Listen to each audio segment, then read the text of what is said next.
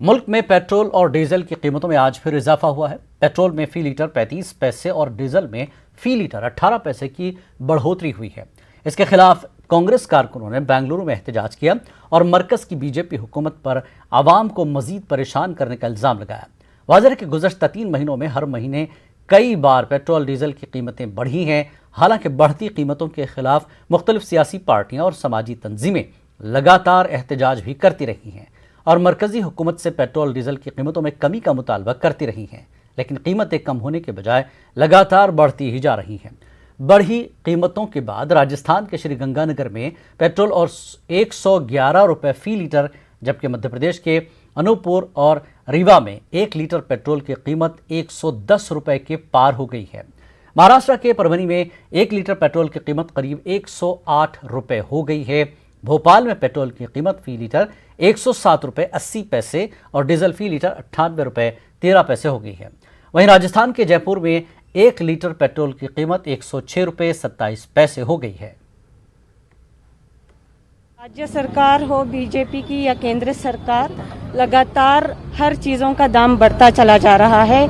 Even petrol आज करीबन बैंगलोर की बात करते हैं तो 102 या 3 रुपये, कल भी करीबन 40 पैसे बढ़ चुका है कल और आज के प्राइस के देखते हैं तो इस तरीके से अगर ये भाजपा सरकार लोगों के प्रति काम करना चाहिए था, लोगों के लिए काम करना चाहिए था। सबसे पहले तो ये पैंडेमिक सिचुएशन में नौजवान लोग बेरोजगार हो चुके हैं, जिनके पास नौकरियां थी वो भी गंवा चुके हैं और ऐसे सिचुएशन में 100 या 100 से ज्यादा रुपयों का पेट्रोल खरीदना नामुमकिन है गरीबों के लिए, युवाओं के लिए जो बेरोजगार हो चुके हैं। Even if when the crude oil price is lesser, these people are charging 150 rupees per liter, 100 liter 100 rupees. It is going to reach up to 150 in Modi government, which only these bucks can pay. And the bucks who are there, Modi ka bucks jo hai, they will pay 150 200 rupees. But poor people, common men, okay, who are actually the citizens of India should get petrol at 33 rupees, and we are demanding that the central government should reduce the prices and make sure it is very reasonable for the people like farmers. The main thing is, see, it's affecting middle class family, the poor people who are traveling every day for work. So two-wheeler, if it is cost like 100, more than 100 now it is raising. So we are against that. See, middle class family and poor people have only one option to travel in two-wheeler. So they are taking out that also. So we are really against that, and after so many protests, I don't know why they are not still reacting. ये तो एक basic चीज़ है, आजकल हर चीज़ इससे आती है। ये महंगा तो हर एक को अपनी अपनी आइटम बढ़ानी है जो बेच रहा है मार्केट में। मैन्युफैक्चरर को भी रॉ मटेरियल खरीदेंगे, उसका भी उनको भी महंगा पेट्रोल से वो आएगा, ट्रांसपोर्टेशन से, तो वो मैन्युफैक्चरिंग कॉस्ट भी बढ़ेगा, हर एक का सेलिंग कॉस्ट भी बढ़ेगा।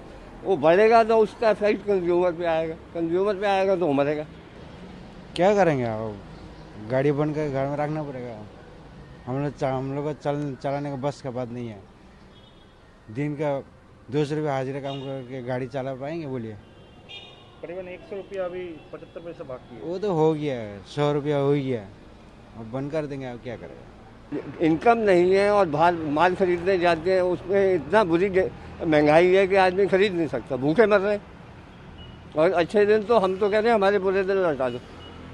एक बारी का खाना, 2 या 3 बारी का खाना एक बार ही नहीं कर देंगे, उसके बावजूद भी आप नहीं बर्दाश्त कर पाएंगे कि इतनी महंगाई है कि हद ही हो चुकी। हमें तो पुराने दिन लौटाए। जब 2-4 दिन का आंदोलन होगा, 2 रुपया 4 रुपया कम करेंगे, फिर उसके बाद वही हो जाएगा। ये टोटली जनता के ऊपर भार दिया जा रहा है। एक तो लॉकडाउन का मार खा ही रहा जनता, ऊपर से और ये भी मार खा रहा है।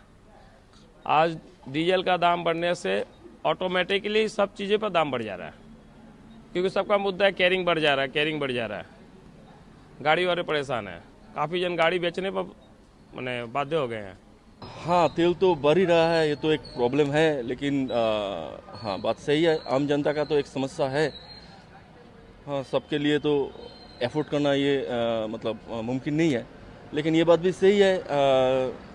देखिए, सब्सिडी दे के तो देश नहीं चलता है, कितना सब्सिडी देगा, और सब्सिडी से तो जो सब्सिडी होता है तो अपना टैक्स का पैसा से सब्सिडी होता है। हाँ, लेकिन ये सरकार को ये सोचना चाहिए कैसे ये रिकवर करना चाहिए, बस इससे मतलब आम जनता को थोड़ा राहत मिले। करोड़ों नौजवान